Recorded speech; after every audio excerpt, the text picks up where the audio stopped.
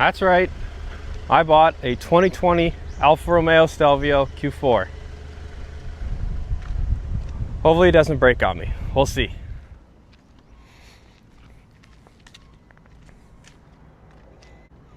Okay, well, as you can see, it's a different day.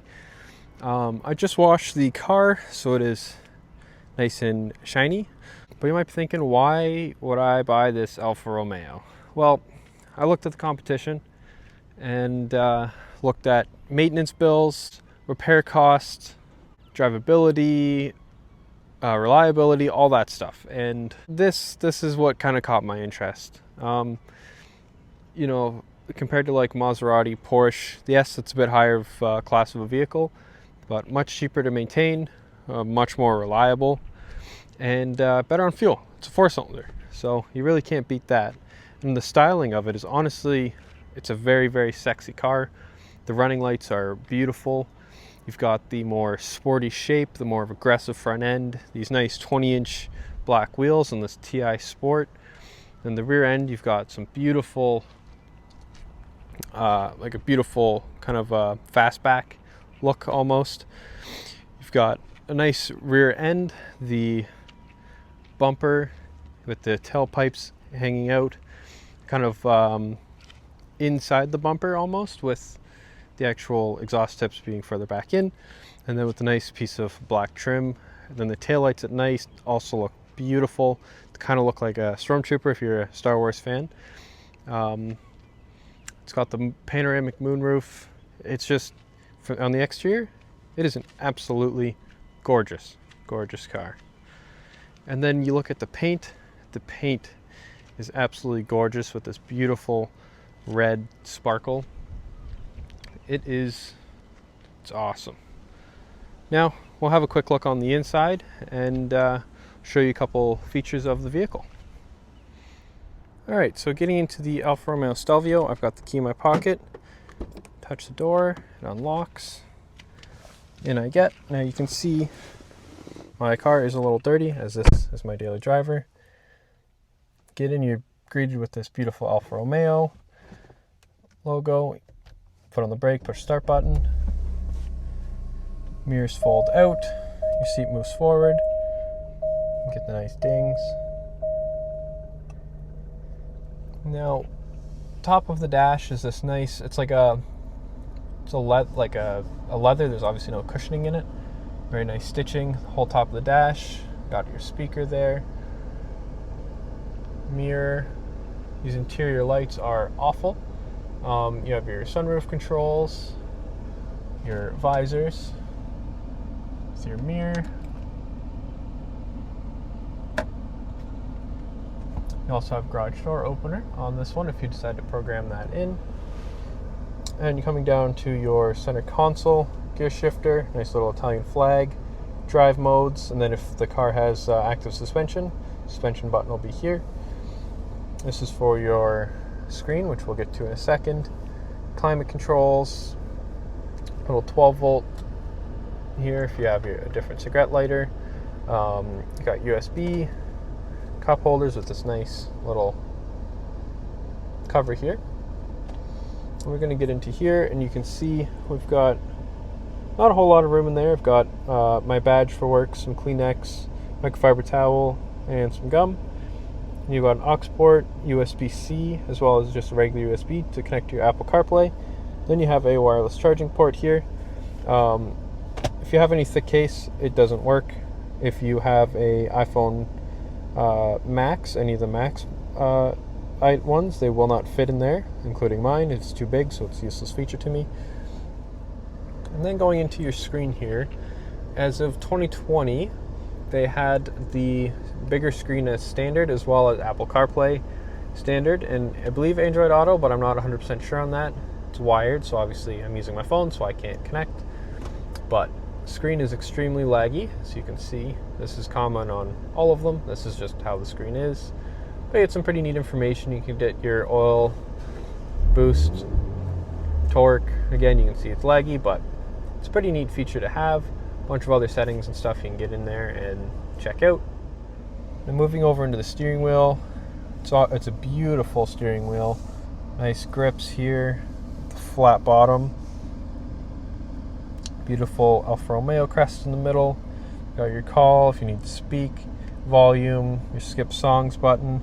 This button, honestly, I don't know what it is. I've seen it. It was in my BMWs too. No idea what it is. Cruise control, activate and cancel. Your reset and reset. Set and reset. This is your distance for your adaptive cruise control, how far you want to follow behind a car. And this is for your driver assist, which is also a very, very weird feature how it works. I've got Harman Kardon sound system, so I've got a little speaker there with the Harman Kardon logo, memory seats, obviously your window switches, your trunk. Yeah, it's very, very nice and basic interior. I shouldn't say basic. It's really, really, really nice. Then, especially on these sport seats, Alfa Romeo in the headrest, perforated leather here. These very, very nice big bolsters. You also have this nice adjustable thigh support. And then this is also a huge point for me. I love the roof. It's weird. You can see it's kind of see-through. So if we go up here, we're going to open that up. So it's got kind of two stages. So this is the first. You can see it stops, and then you push the button again, and it goes back and shows the passengers. And then obviously you can tilt, or you can open your sunroof, and yeah, it's a very, very nice panoramic roofs. Always love them. Panoramic roofs are known to leak, but so far this one has been good to me. One thing I forgot to mention is these nice paddle shifters. See if you guys can hear this. They feel absolutely wonderful.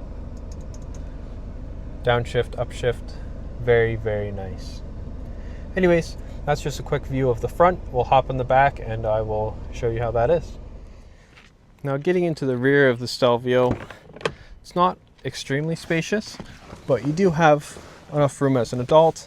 I'm 5'9". This is with the driver's seat back.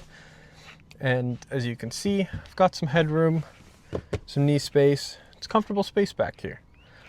Now I'll bring you in and show you around. Now inside the rear of the Stelvio, you've got these two air vents. You can direct it at you or two on the one side. Then to close, rotate, that's close and off. You got heated seats, two USB charging ports. Don't mind my stuff back here. You also have your armrest with your Alfa Romeo script here, which is nice. It's a very, very nice feeling leather, as you would expect in an Italian vehicle.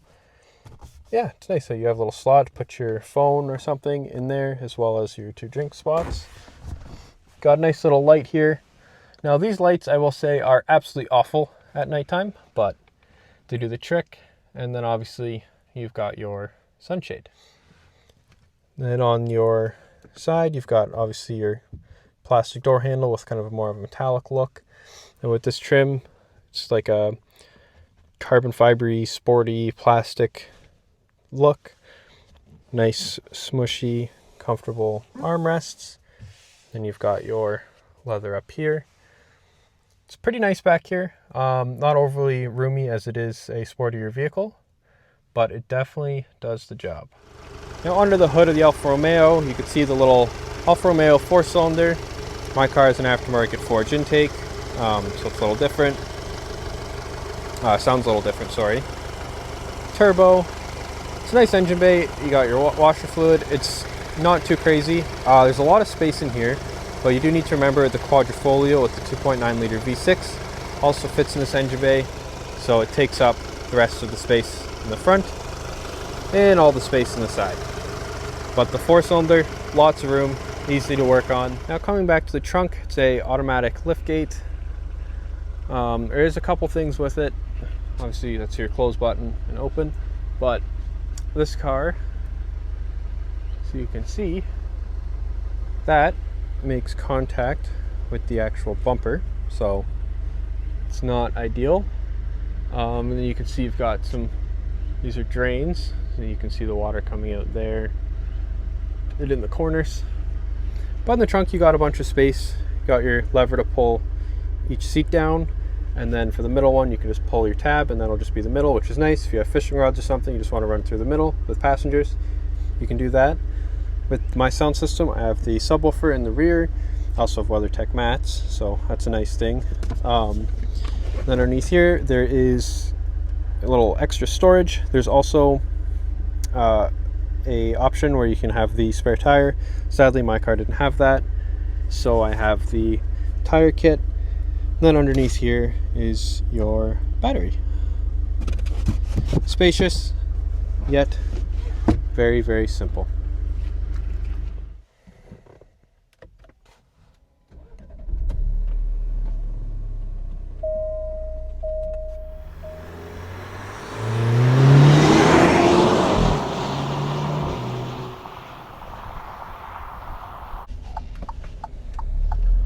Alright, so driving the Alfa Romeo Stelvio.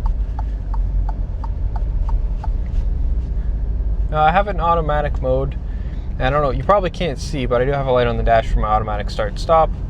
My hood was just not closed properly, so turn that off. But it's a very, very nice riding vehicle. I do have the sport suspension, so it's a little stiffer than the regular Stelvio, but it's nice. And the ZF 8-speed transmission shifts very, very smooth. There's no big hard shifts or anything of that nature. It's pretty good car. The auto start stop's pretty annoying, but the only way to turn it off is a button, so it is what it is. Alright, we're about to pull out on the road here, so I'm going to put it in sport mode, and I'm in manual.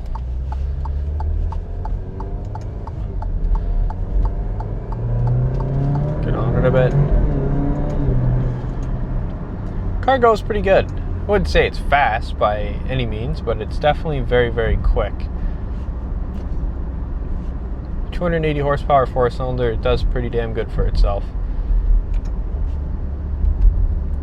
The shifts are pretty crisp too, considering it's just a torque converter automatic. It's not dual clutch or anything like that. It's pretty sweet. Now, if you're wondering why should I listen to this kid talk about this Alfa Romeo, well, I've owned, 4 BMWs, a Corolla, and a Honda CR-V. So I've owned quite a few vehicles. I've been in, I've driven my dad's Porsche 911 multiple times, Teslas. So I've been in quite a few vehicles for being 24 on all of different price points. I've also driven Maseratis, like I said, Porsche, but I've driven a Porsche Cayenne S. So I've driven other vehicles in this sect as well, so I have a good way to, or a good idea of how the other cars run and work. So I will say, compared to a lot of the other vehicles, the technology in here definitely feels pretty outdated, especially this really, really laggy infotainment screen. But at the end of the world, you're buying an at the end of the day, you're buying an Alfa Romeo. You're not buying it for the technology in it. You're buying it for the leather, the comforts, the looks, how it drives, and that's exactly the point of this car. And yes, it's an SUV, but it's a lot of fun to drive. Hear those crisp downshifts. I'm gonna take this corner, and I'm gonna step on it here.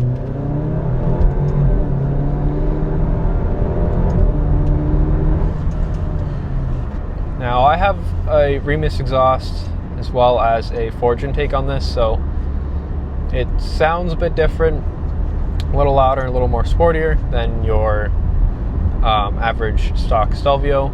That's all I've done with this car. There's no tune or anything like that. Maybe in the future, I'm not really too sure what I want to do yet, as this is my daily driver. So, but these downshifts, like, it's nice and quick.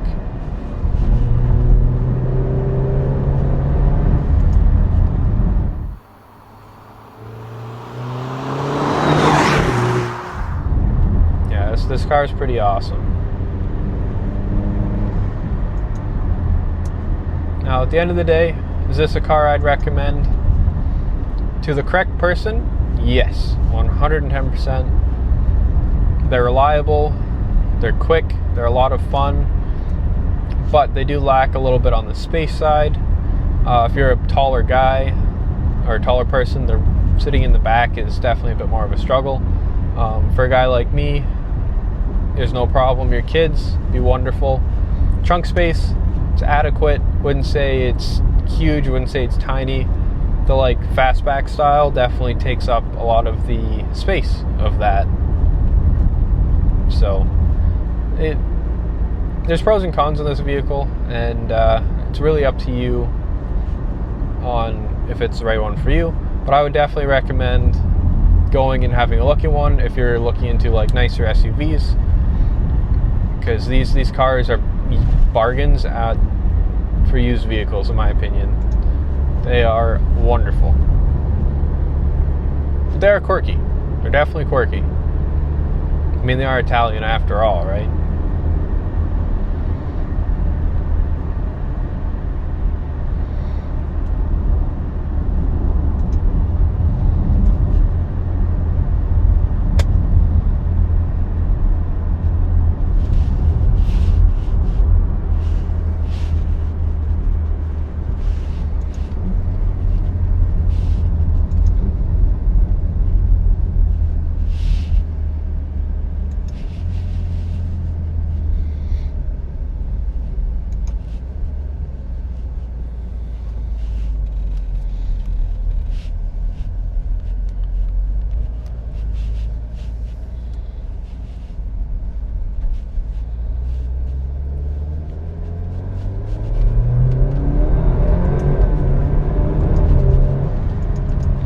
Anyways, guys, thank you for watching. Hopefully this gave you a little bit of an insight on the Alfa Romeo Stelvio.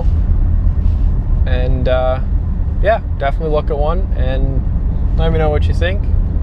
Like I said, I drove a whole bunch of the cars in the same sect, and this was my favorite. And obviously here I am with my own. So yeah, definitely recommend it. And we'll see you guys later. Thank you for watching.